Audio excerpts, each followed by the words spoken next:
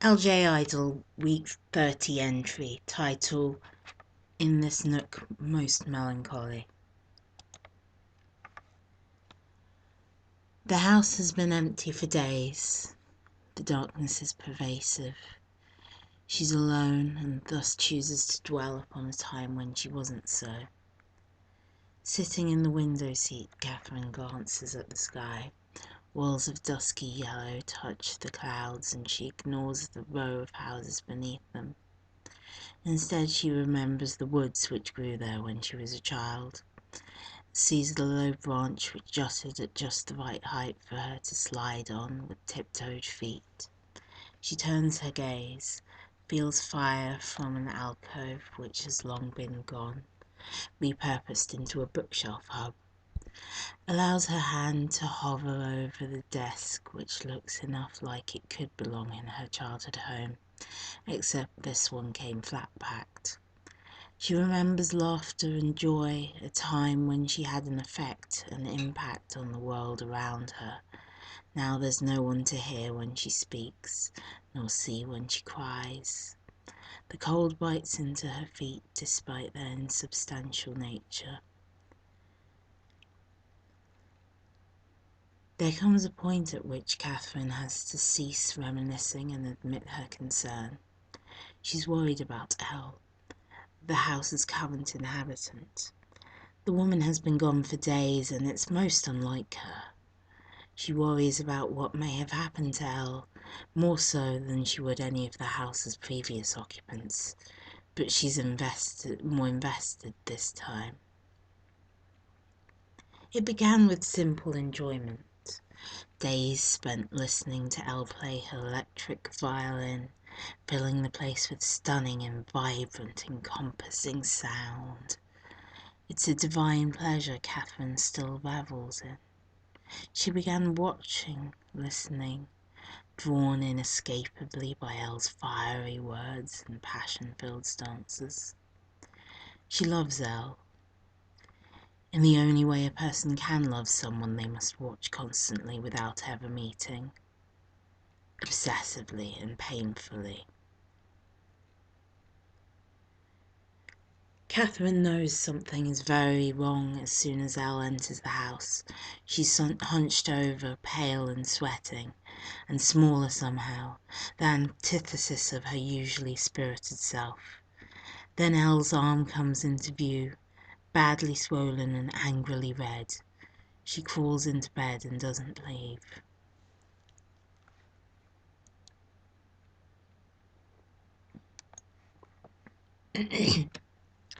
Catherine watches as Elle's gaze lands on her. Elle blinks, rubs her eyes, blinks again, then rubs her forehead in consternation before muttering to herself, "Hallucinations. Fantastic." "You can see me?" "Who are you?" Elle asks in a painfully wary tone. As your passing draws closer, you become able to see the beyond. I'm a ghost. Catherine's terrified that she's smiling, but can't help it. She's desired this for so long, having Elle hear her speak, see her, interact with her. The idea itself is overwhelming. Still, there is sadness that the brightness of this woman should be snuffed out so early.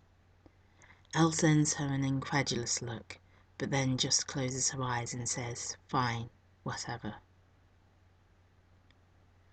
Catherine's chest constricts.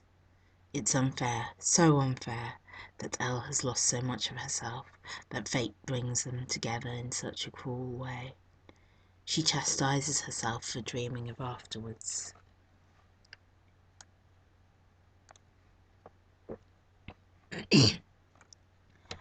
After hovering ineffectually for an interminable period of time, Catherine eventually asks, "Want to talk about it?" Elle snorts. "It was a freaking tiny cut. A scratch. And now I'm dying. Ridiculous." "Well, the afterlife isn't so bad," Catherine says. Elle makes a token effort to sit up. "Oh yeah, Staying rooted in one place forever must be thrilling. Catherine shrugs. Yes, it has many downsides, but you get to see the world change, see more than you ever could in one lifetime, watch all sorts of different people. Trying to convince me or yourself? It's worth it.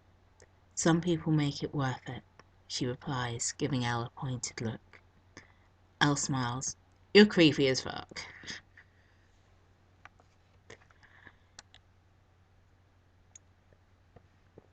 One week slides into another.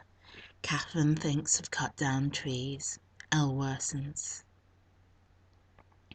The worst part is not being able to touch anything. Not the whole not being able to talk to anyone thing. That's bad too. It's lonely, isolating, and completely horrid. But not being able to touch, not being able to feel anything, move anything, affect anything, it's almost like you aren't real. It's maddening. Will we be able to touch each other? Elle asks. Yes, Catherine answers, halting her lips from forming any more words. Well, we'll at least have some fun then.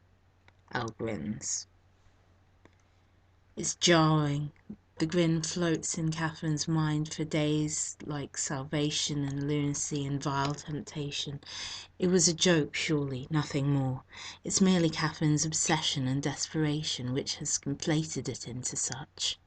Even if it isn't, it's likely that Elle is merely seeking companionship with the only one available. Still, her imaginings run wild. Besides, friendship itself is more than she's ever hoped for. Having anyone to talk to is a hope, but to have an eternity to banter and jibe with Elle, glorious, wonderful Elle, seems a resplendent dream. It's unfair to long for such a thing to befall her love.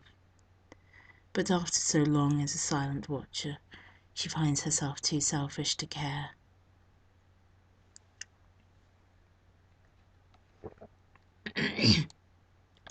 Stop pacing and say what you want to say already, Elle demands. Very well. I wish to ask whether your comments the other day were genuine. Look, this is the 21st century. We don't spend a whole lot of time courting or whatever. I like you like me. It's just that simple. You don't even know me, Catherine states. You're hot and weird. That's kind of my type. Catherine doesn't know what her expression shows, but something in it softens Elle's gaze. You're a ghost who's been watching me for years. I know it's ridiculous, but everything is ridiculous. I like you. It doesn't need to make sense. Catherine hides in a corner, covering her tears of ecstasy. Her heart is flooded with warmth, with life. She thinks maybe she could reach out and touch because miracles seem possible. And then a miracle actually happens. There's a new trial medication.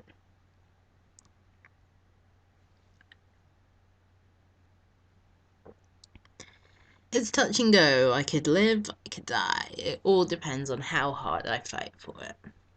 Well, that's good news. I don't have to fight. Why wouldn't you? I could stay with you. Catherine pauses, closes her eyes and opens them again, runs fingers through curled locks, forces her voice into a determined tone. You should fight. You should live.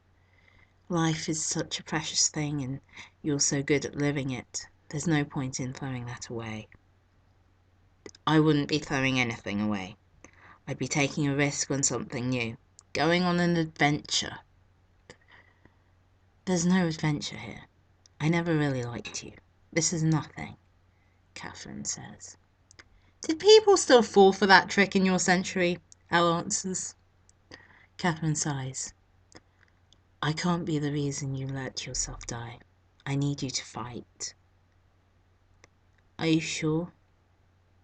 Elle asks, somber. Yes.